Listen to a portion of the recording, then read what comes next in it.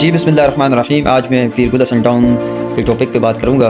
पीर गुल हसन टाउन की दास्तान जुल्म सितम के साथ भरी हुई है पिछले 50 सालों के अंदर।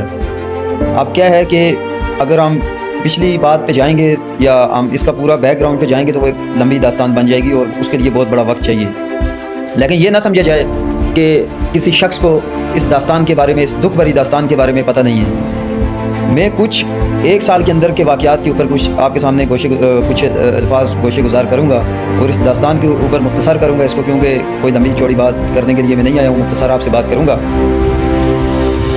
अप्रैल के अंदर जब हमने एक एहतजाज की कॉल दी, जो 1975 की सोसाइटी है पीर गुल हसन टाउन स्कीम 33 के अंदर दादा भाई वालों का प्रोजेक्ट है, जो भी इसके मामलात हैं गनी इसको देख रहे हैं। तो कई दफ़ा कमांडर अंजुम साहब होते थे, उससे पहले इसके कई लोग होते थे, इसके साथ बाकायदा खुद फिर एक बड़ी इन्वेस्टमेंट हमारी अपनी है, हमारे लोगों की है पीर गुल हसन टाउन फिर अहमद ज़मान के अंदर, तो इसके साथ कई दफ़ा हमारी मीटिंग्स हुई। लेकिन क्या है कि ये वो शख्स है गनी कि ये हमेशा ये चाहता है कि अपना कोई भी काम करो तो नीचे लग के काम करो।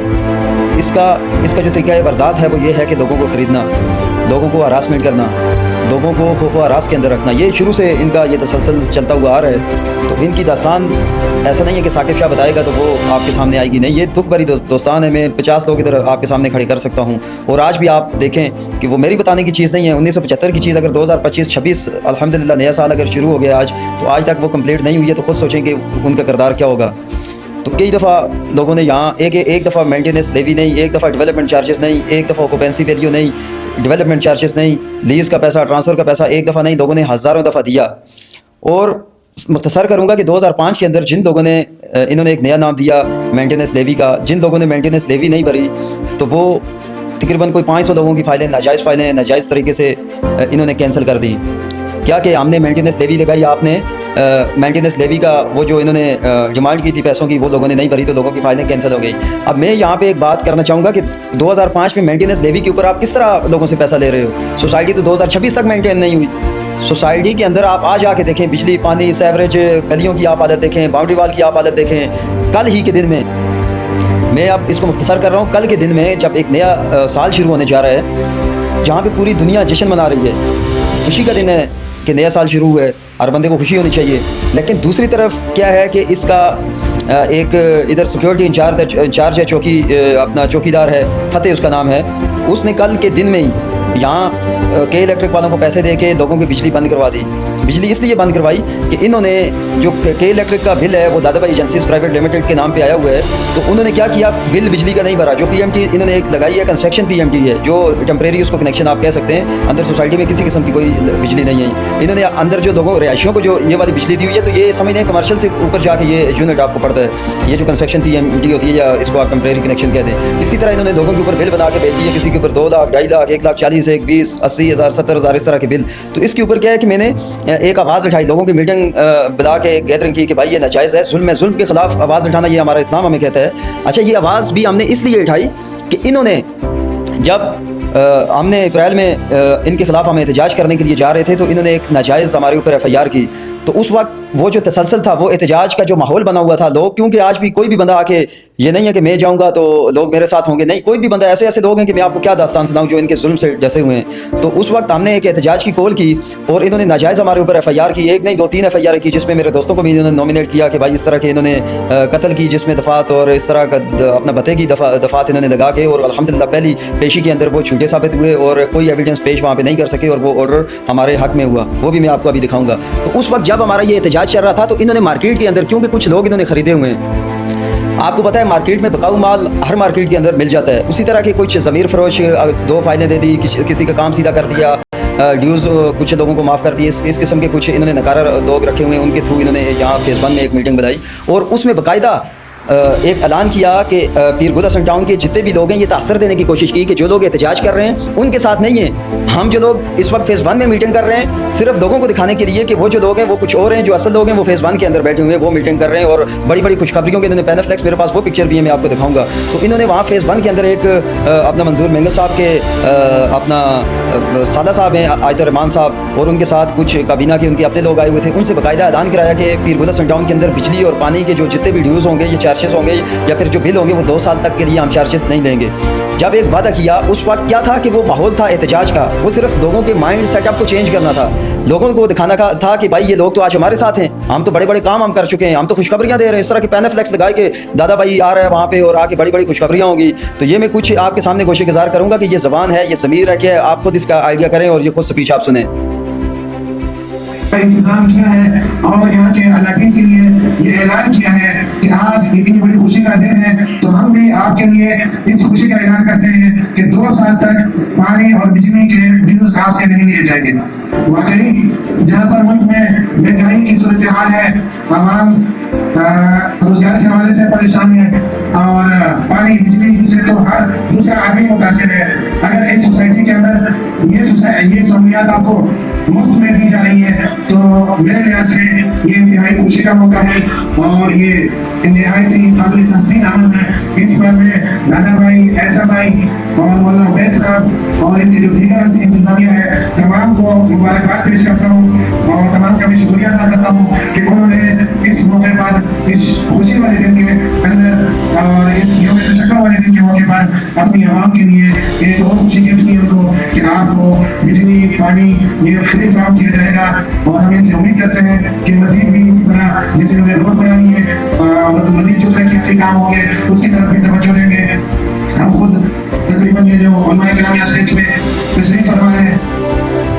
तो ये स्पीच आपने सुनी होगी। तो उस वक्त ये नाकाम इन्होंने एक मीटिंग की थी, उसके अंदर सब्जी मंडी से वहाँ लड़के खेलने के लिए जा रहे थे, 20 लोग भी जमा नहीं कर पाए मार्केट के। सिर्फ क्या है कि लोगों को एक चीज़ दिखानी थी कि इस वक्त हम गुल हसन के अंदर बिल्डर बड़ी बड़ी चीज़ों का ऐलान करने जा रहे हैं, बड़े बड़े काम कर रहे हैं, आप आ जाएँ हमारे साथ खड़े हो जाएँ। क्योंकि दूसरी तरफ मुसलसल हमारी जदोजहद कई अरसों से यहाँ पे जारी थी, उसको नाकाम करने के लिए इन्होंने एक नाकाम सामने मीटिंग की, जिसके अंदर आज देखेंगे ये दोबारा झूठे साबित हो गए।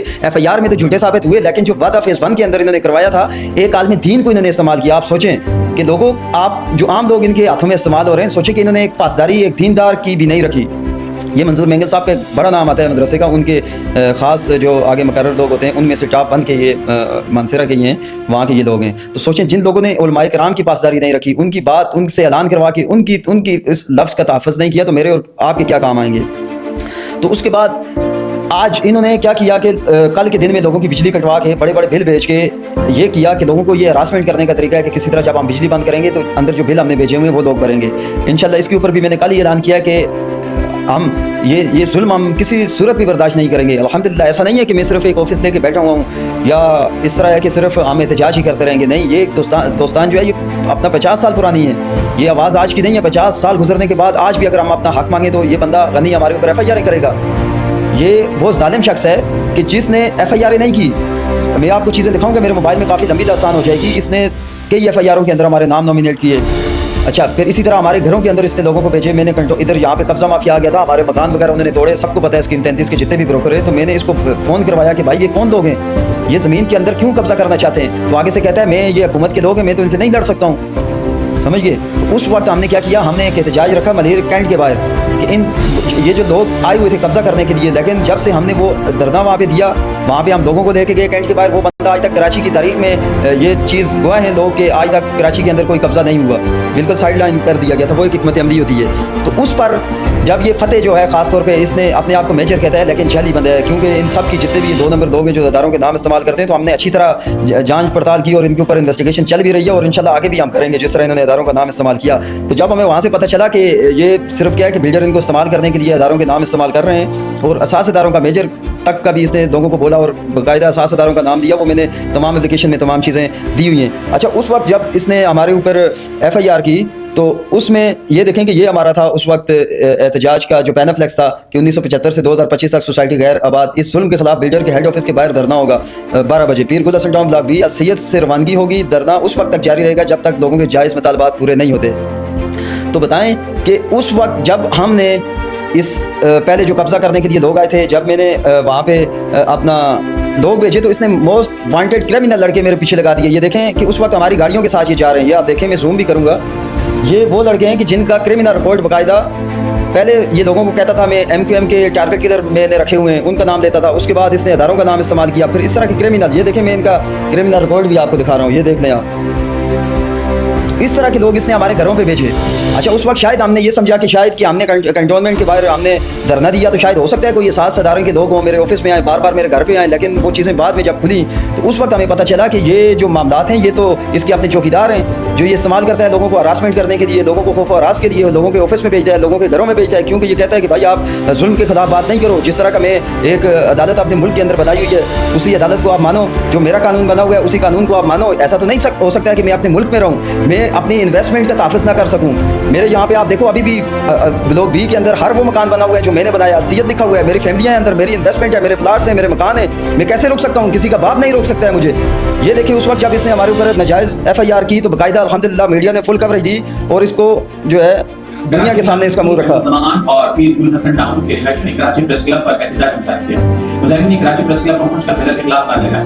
मुजाहिरीन ने कहा कि रात को 50 साल से बेलर की ज़ियादती का शिकार थी, जिसके खिलाफ आवाज खालिद पर शहरी साकिब शाह के खिलाफ जालसाजी के जरिए मुकदमा दर्ज करा दिया गया। मुजाहिरीन ने मुताबिक अच्छा, उस वक्त जब ये समझ लें कि अप्रैल में हमारा एहतजाज था तो उस FIR के अंदर जो हमारी बात हुई, इस जो जाली मेजर है इसने मुझे खुद फ़ोन किया। अब मुझे नहीं पता था कि ये क्यों फ़ोन कर रहा है। इनका वो था कि हम साकिब को फ़ोन करेंगे या मिस कॉल देंगे तो ये वापसी मुझे कॉल करेगा और हम आप जाके FIR करें। उस वक्त जो इसने मुझे कॉल की थी, सुने ज़रा, ये हमारी आपस में बात हुई थी। हेलो जी भाई, वालेकुम सलाम। हाँ भाई, क्या हाल है? फतेह बोलो। ठीक ठाक है। हाँ यार, ये केट बोर्ड वाले कोई आए थे, गाड़ी शाड़ी है वो करने के लिए एनक्रोचमेंट वाले जगह पे ना। हाँ, बात करें। हाँ बस वही आए हुए थे तो मैंने उनको कहा मैंने बता दी है गैर बने हुए हैं, तो ये वो ऑफिस है, ये जितने बने हुए गवर्नमेंट में यहाँ ऑफिस उनके उसके पास में दिए हुए, मैंने उनको इश्यू किया था तो ये तो अच्छी बात छोड़ रहे हैं। हाँ नहीं, वो दो नंबर बने हुए हैं तो वो तो जाहिर बात, 2 नंबर बने बोलो दुकान तो सारे मुझे चाहिए ना। भाई आप अपने नंबर से कॉल क्यों नहीं कर रहे? जी जी क्या कह रहे हैं? रिकॉर्डिंग भी मैंने साथ होकर कह रहा हूँ, आप अपने नंबर से कॉल क्यों नहीं कर रहे? तो मेरे भाइयों बुजुर्ग दोस्तों, ये दास्तान है उस FIR की। ये भाई साहब ने जो सुनी इसको बेस बना के इन्होंने मेरे ऊपर FIR की। अल्हम्दुलिल्लाह सुम्मा अल्हम्दुलिल्लाह, हक पे होते हुए गर्दन भी कट जाए तो अपना हमारे ऊपर असर नहीं करेगी। तो उसके बाद ये आप देखें कि ये जो हमारे हक में जो हमारी फेवर में ऑर्डर आया, तफसीली ऑर्डर है कि ये झूठे हैं, ये एक सोसाइटी का मसला है, किसी किस्म का कोई एविडेंस ये अदालत के अंदर पेश नहीं कर सके। ये मैं आपको ग्रुपों के अंदर भी भेजूंगा। तो उसके बाद ये बंदा हमें मैसेज दे रहा है, ये ऐसे जाहिल लोग हैं कि व्हाट्सअप हमें दूसरे लोगों से करवा रहे हैं कि किसी तरह खौफ रास में आ जाएं, डर जाएं। और उस वक्त जब ये FIR हुई तो उससे पहले बिल्डर गनी इसको वॉइस करके क्या कह रहा है, जाली मेजर फतेह को जरा सुने कि ये गनी एक बिल्डर होते हुए उसके ये काम है कि अगर कोई हक के लिए आवाज़ उठाएगा तो इस तरह लोगों के ऊपर FIR करवाएगा। ये गनी की FIR वॉइस है कि जो फतेह को कह रहा है कि उनके ऊपर अच्छी वाली FIR करो, जैसे मंडी से सब्जी ले रहा है। फतेह जरा देख लीजिएगा, FIR बहुत मजबूत करनी चाहिए, हल्की फुल्की FIR नहीं, बहुत मजबूत FIR करनी है। अब आपने सुना होगा कि ये गनी इसको कह रहा है कि फतेह इनके ऊपर FIR अच्छे वाली काटनी है, कोई ऐसी FIR नहीं काटनी है, अच्छे दफे इनके ऊपर लगाने हैं। तो उसके बाद जब ये है कि गनी फतेह को कह रहा है कि इनके ऊपर अच्छी वाली FIR काटनी है, तो फिर फतेह अगले बंदे को क्या कह रहा है वो आप सुने कि जिसको थाने में भेज रहा है कि इनके ऊपर FIR काटनी है। सुने अब। ये पूछने की बात नहीं है भाई, मिलो मुकाओ, टाइम नहीं है, मुकाओ। काफी देर, इतनी देर में तो सब कुछ हो जाना चाहिए था। मुकाओ, यार जो करना है करो, इसे जो सबको सारा पता है, उसने खुद कहा है। आप चले जाओ, उनसे मिल लो, मिलके जो है खत्म कराओ, मुकाओ काम। थोड़ा बताया कि FIR जो भी करवानी है और बेहतरीन किस्म की करवानी है, अच्छे वाली करवानी है, ठीक है ना। अब मैं आपसे, आप सुनने वालों से पूछना चाहता हूँ कि ये मेरे मुल्क के अंदर क्या है कि फतेह जाली मेजर क्या कह रहा है कि SHO से बात हो गई है, जाओ FIR अच्छी वाली करनी है। पहले गनी इसको कह रहा है कि अच्छी वाली, क्योंकि इसने इसका नाम इस्तेमाल कर रहा है कि मेजर है, मेजर नहीं है, ये जाली आदमी है और मेजर का नाम इस्तेमाल कर रहा है। इसकी मैंने आगे तमाम चीज़ें दी हुई हैं, तो उसके ऊपर अच्छी खासी अल्हम्दुलिल्लाह जो है वो मामलात हो चुके हैं और इन्वेस्टिगेशन चल भी रही है और काफ़ी इनको पता चल गया कि आज के बाद ये किसी अदारे का नाम इस्तेमाल नहीं करेंगे। तो देखें कि किस तरह की ये चीज़ें, ये जहलियत है नहीं है, मुझे बताएं कि बाइसें करके फिर हमारे तक पहुँचाना कि डर जाएंगे, भाग जाएंगे, कारोबार छोड़ देंगे, इनकी 10 नस्लें भी आ जाएंगे तो हम कारोबार ना छोड़ सकते हैं ना, हम भागने वाले हैं। उसके बाद देखें कि यही जाहिल आदमी फतेह ये जाके थाने के अंदर कंप्रोमाइज़ का एफिडेविट जमा करवा रहा है कि मैंने साकिब शाह से राजीनामा कर दिया है। ये देखें एफिडेविट कि मैं जो है राजीनामा कर चुका हूँ। मेरे तक जब ये चीज़ सामने आई, मैंने बोला भाई कौन सा राजीनामा, कैसा राजीनामा, ये 2 नंबर बंदे से हो ही नहीं सकता कि मैं जाके जो है राजीनामा करूँ। अच्छा, अब क्या है कि ये चीज़ तो आपके सामने है। उसके बाद ये बंदा क्या कह रहा है कि भाई हम अदारों के अंदर पैसे देते हैं, अदारों के अंदर हमारी सेटिंग है, मंथली हमने लोग रखे हुए हैं, जो पुलिस को संभालते हैं, बाकी अदारों का नाम तो इस्तेमाल करना, बाकायदा वॉइसों में ये लोग कह रहे हैं। आप ये सुने, ये वही फतेह है कि जो आगे वाले बंदे को कह रहा है कि बाकायदा हमने लोग रखे हुए हैं, हम पुलिस को पैसे देते हैं। सुने आप,